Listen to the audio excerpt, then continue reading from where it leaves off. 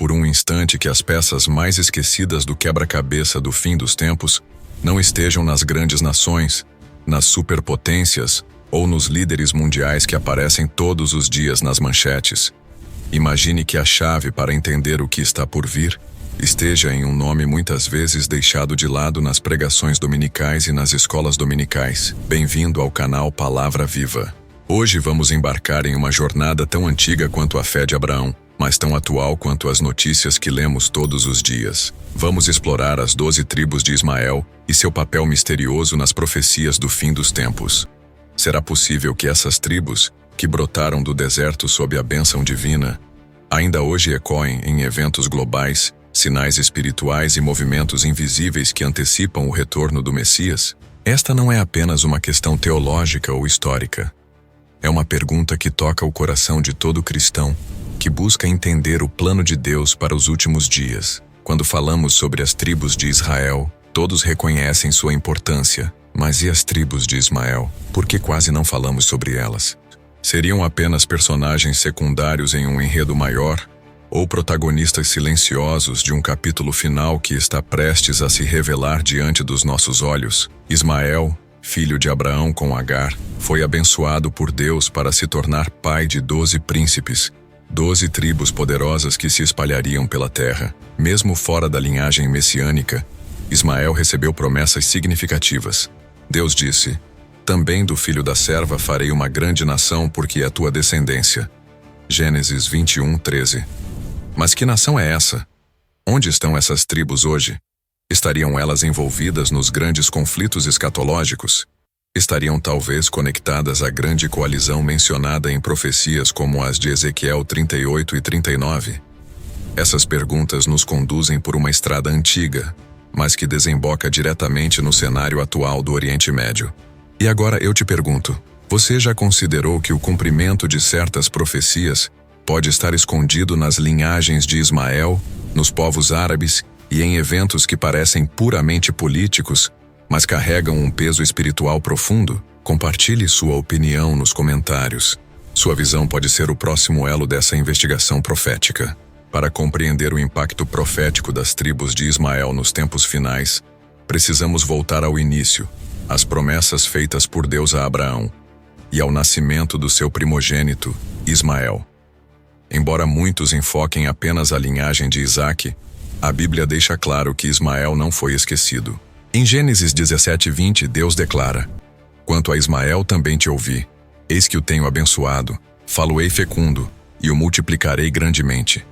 12 príncipes gerará, e dele farei uma grande nação." Esses 12 príncipes são mencionados em Gênesis 25:13 e 16. Nebaiote, Quedar, Adbeel, Mibsão, Misma, Dumá, Massá, Haddad, Temá, Getur, Nafis e Quedemá. Muitos estudiosos ligam esses nomes a regiões e povos que, ao longo da história, formaram a base das nações árabes e beduínas.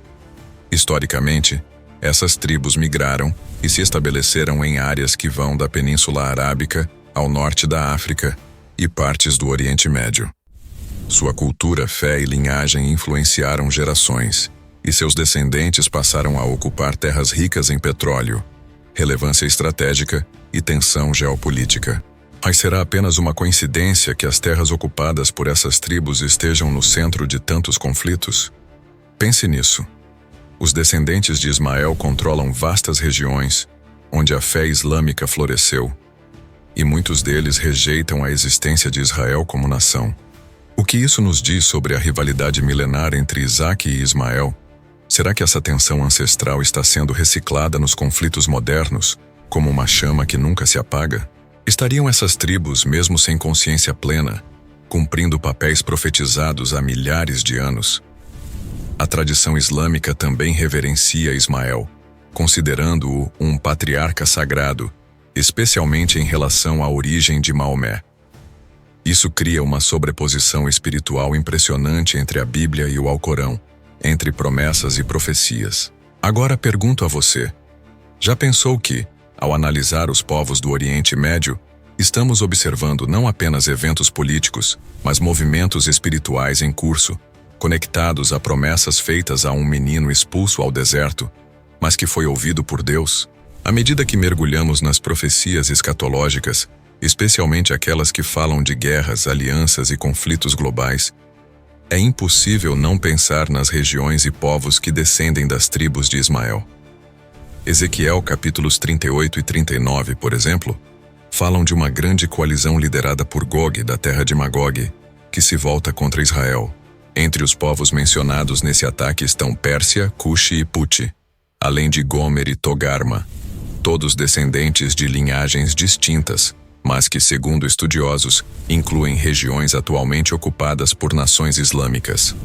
Ainda que Ismael não seja citado diretamente, sua presença é sentida. Muitos dos povos dessas regiões carregam o legado ismaelita, seja em sua cultura, fé ou identidade histórica. Essa coalizão, muitas vezes interpretada como uma aliança de nações muçulmanas, inclui áreas geográficas onde as tribos de Ismael prosperaram por séculos. Isso nos leva a uma reflexão profunda. Será que essas tribos, abençoadas por Deus, mas separadas da promessa messiânica, estão sendo reunidas novamente, não fisicamente, mas espiritualmente, para desempenhar um papel final nos eventos apocalípticos? O livro de Apocalipse também fala sobre guerras, perseguições e julgamentos. Ele menciona uma figura chamada a Besta e uma coalizão que se opõe a Deus e ao seu povo.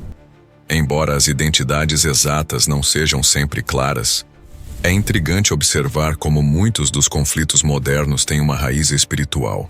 A perseguição aos cristãos em nações de maioria islâmica, o crescente antagonismo contra Israel e a mobilização de forças que ecoam antigos padrões bíblicos nos fazem perguntar: estamos vendo o ressurgimento profético das tribos de Ismael? Ao mesmo tempo, devemos lembrar que Deus não é um Deus de destruição, mas de redenção. Mesmo que algumas tribos estejam envolvidas em conflitos, a promessa de Deus a Ismael foi de bênção. E se em meio ao caos, Deus estiver preparando um grande avivamento entre os povos árabes? E se uma dessas tribos estiver destinada a proclamar o nome de Jesus nos desertos onde nasceu? Você acredita que Deus ainda está escrevendo histórias com esses descendentes? Deixe nos comentários sua visão sobre esse papel oculto que, aos poucos, se torna visível no grande cenário profético. É impossível falar sobre as tribos de Ismael sem tocar no delicado e profundo tema da rivalidade entre Ismael e Isaque. Dois irmãos, dois destinos, dois caminhos que se entrelaçam em dor, promessas e conflitos. O nascimento de Ismael foi fruto da tentativa humana de apressar a promessa de Deus, e isso trouxe consequências espirituais que ecoam até hoje. Quando Isaque nasceu, a tensão aumentou, e Sara exigiu que Ismael fosse expulso junto com sua mãe, Agar. Mas Deus, em sua misericórdia, prometeu cuidar de Ismael. Essa rivalidade não foi apenas um problema doméstico. Ela se transformou em um símbolo espiritual de dois tipos de aliança, uma baseada na promessa e outra na carne.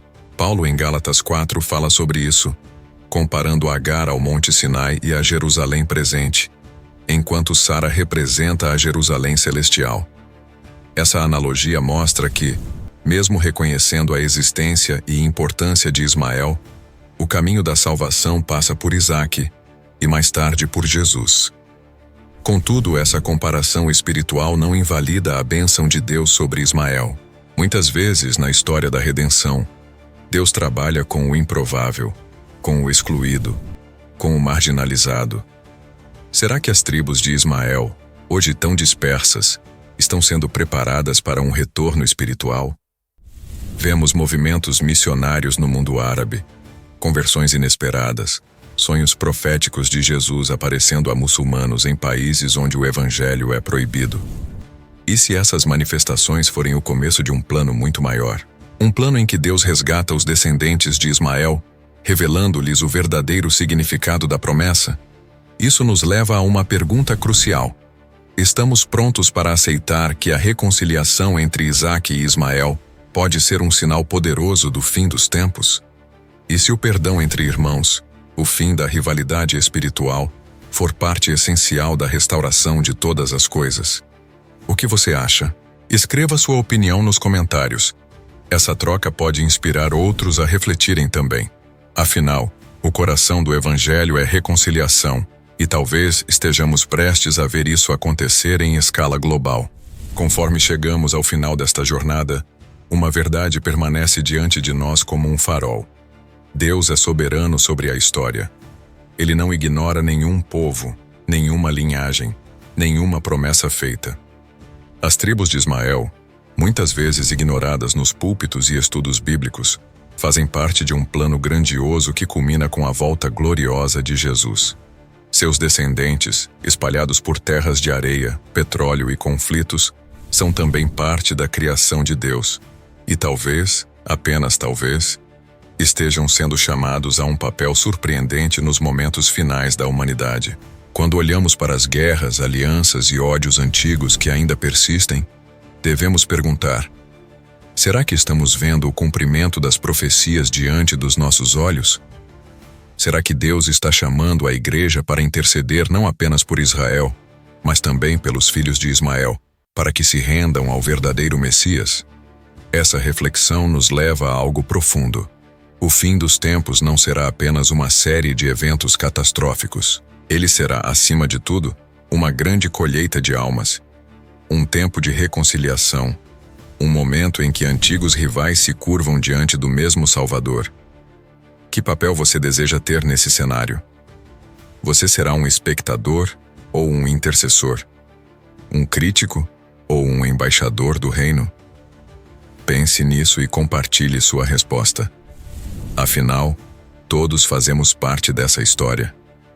Obrigado por assistir esse vídeo. Pedimos que se inscreva em nosso canal e curta esse vídeo. Ative também o sininho das notificações para ser avisado sobre nossas postagens. Até o próximo vídeo.